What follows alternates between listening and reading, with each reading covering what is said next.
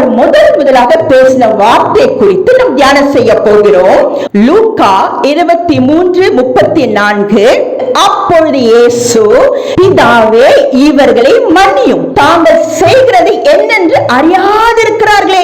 கல்வாரி சிலுவிலே அவர் பிதாவை நோக்கி கூப்பிடுகிறார். தேவனிடத்தில் அவர் பரிந்து பேசுகிறார். உலகத்தின் பாவத்தை பிரதான ஆசாரியராகவும் தேவ ஆட்டுக்குட்டியாகவும் அவரே தன்னை சுமந்து தம்முடைய ரத்தத்தினால் தம்முடைய ஜனங்களுடைய பாவத்தை அக்கிரமங்களை சுமந்து நிற்கிறார். சிலுவையிலே பிதாவானவர் தன்னுடைய மக்கள் மேல் அவர் கோபம் இறங்குற நேரம் அது. அக்கிரமங்கள், அந்த ரத்த பழி தன் ஜனங்களுக்கு வரக்கூடாது என்று சொல்லி அவர் பரிந்து பேசுகிறார். மத்தியஸ்தராகிய புதிய உடன்படிக்கை கர்த்தர் நடுவில் நின்று தன் ஜனங்களுக்கும் பரலோக ராஜ்யத்தை ஒன்றாய் சேர்க்கும்படி அவர் கல்வாரி சிலுவையிலே தம்முடைய மக்களை நோக்கி அல்ல, பிதாவை நோக்கி ஜெபிக்கிறார்.